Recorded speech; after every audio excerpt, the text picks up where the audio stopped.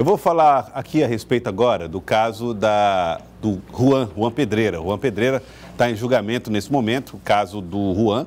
Ele foi vítima de um homicídio em 2014 e agora a justiça está ouvindo testemunhas. Você está vendo a imagem do Juan e o local onde aconteceu o crime, em 2014, Avenida Maranhão, ali embaixo da ponte que liga a cidade de Timon, a Ponte Nova, como ficou conhecida a ponte ali na Zona Sul. E agora a polícia identificou o suspeito e agora está no banco dos réus. Eu vou falar com Indira Gomes, que traz informações ao vivo, direto do Tribunal do Júri. Indira, boa tarde para você. Boa tarde, Gelson. Boa tarde a todos. Olha, o que está acontecendo hoje ainda não é o julgamento, viu? A audiência de instrução e julgamento do Erlândio Miranda, que é apontado aí como autor do disparo que matou Juan Pedrosa em julho de 2014. Por muito tempo, o Erlândio ficou foragido e ele foi preso em agosto desse ano na cidade de Piripiri, portando uma carteira nacional de habilitação falsa. E aí foi que se fez a ligação, então, do Erlândio, que é baiano, já vinha sendo procurado pela polícia, com esse caso, que é o caso do Juan. A expectativa hoje nessa audiência de instrução e julgamento é de ouvir 16 testemunhas, 16 pessoas que podem contribuir com informações para o julgamento do Erlândio. E nesse momento houve uma pausa nessa audiência de instrução e julgamento e a gente aproveita então para conversar aqui com o Dr. Robledo Pérez, que é o juiz que está presidindo essa audiência. Boa tarde, doutor Robledo. Como é que tem sendo o desenrolar dessa audiência hoje? Boa tarde a todos. Nós já ouvimos 6 testemunhas roladas pelo Ministério Público. Uma testemunha não compareceu. Então, nós determinamos a condução coercitiva por meio do oficial de justiça. Estamos aguardando essa testemunha chegar para dar continuidade à audiência de instrução e julgamento. O acusado vai ser ouvido também? Nós temos que seguir obrigatoriamente o rito que determina o artigo 411 do Código de Processo Penal.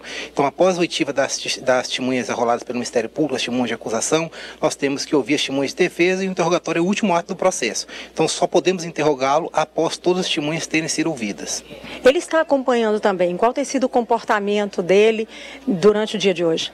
Ele está acompanhando, porque é um direito dele, e todas as testemunhas ouvidas até agora não se oporam à sua presença. Se as testemunhas se sentirem intimidadas, nós podemos determinar a retirada do acusado da sala de audiência. Posso qualificar a conduta dele como uma conduta normal para o réu, né?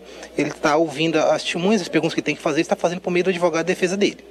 Bom, também representantes da família do Juan, o pai do Juan, inclusive, passou mal há poucos instantes, foi levado lá embaixo, né, aqui no prédio do Fórum Civil Criminal, para dar um repouso, para estabilizar a pressão também, que ele teve um pico de pressão. Mas como é que tem se comportado a família também? Tudo isso está dentro da expectativa de um momento que é um momento tenso como esse? Sim, é um momento tenso, nós magistrados temos que agir com a maior imparcialidade possível e a audiência está correndo dentro da normalidade, apesar das emoções, mas está tudo sob controle por enquanto. Doutor Robledo, depois dessa etapa, acabada essa audiência de instrução e julgamento, o que acontece? Qual é o próximo passo da Justiça? O réu vai ser declarado, a questão nós chamamos de pronúncia ou absolvido. Então duas hipóteses, são 4 hipóteses, mas para simplificar, o réu pode ser absolvido ou se houver indício de autoria e materialidade, ele será pronunciado, ou seja, para ser submetido a julgamento perante o Tribunal do Júri, que é composto pelos juízes togados e 7 jurados leigos, que é feito pelo cidadão. E caso ele seja encaminhado a júri, tem uma data provável, tem um prazo para isso? Olha, ele tem direito a recurso, né? Se ele tem um recurso, chama recurso de sentido estrito, caso ele venha a ser pronunciado. Caso se haja recurso, o processo estando pronto para julgamento, que é após esse recurso, a gente como ele está preso, o julgamento é rápido. No máximo, em 6 meses, 1 ano, ele estaria julgado, que para os padrões nossos brasileiros é um prazo razoável. Doutor Robledo, o Joelson tem uma pergunta do estúdio. Pois não, Joelson? Fique à vontade. Indira, os jurados as testemunhas são obrigadas a comparecer ou elas escolhem se vão ou não comparecer? Como é que funciona a legislação sobre esse assunto? Escolhem se vão ou não comparecer. Como é que funciona a legislação sobre esse assunto? O Código de Processo Penal determina que a testemunha é obrigada a comparecer. Tanto é que ela não compareceu, nós determinamos a condução coercitiva. Então ela vai ter que vir. E se ela não apresentar uma justificativa, ela está sujeita a uma multa de 1 a 10 salários mínimos. Tá certo, muito obrigada então, doutor Robledo.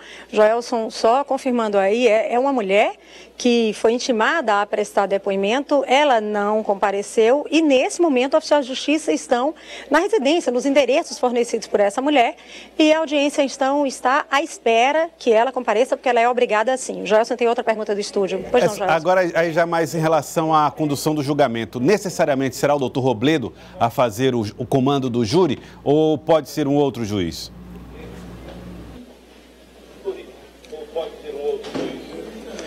Não, a instrução hoje será concluída por mim, que sou o juiz, estou presidindo essa instrução e nós vamos, se Deus quiser, ouvir as testemunhas de defesa, de acusação, defesa e depois interrogar o réu para a gente conseguir acabar essa primeira fase do processo do júri. O Joelson perguntou se o senhor continua, se o julgamento também é presidido pelo senhor ou se não existe essa continuidade no processo, no caso.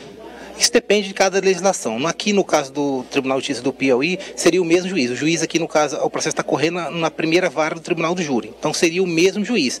Mas como eu sou juiz substituto, pode ser que outro juiz venha fazer esse julgamento. Mas no caso do julgamento sobre o Tribunal do Júri, o juiz togado, ele apenas conduz os trabalhos. Mas quem julga, na verdade, são os jurados, os 7 jurados.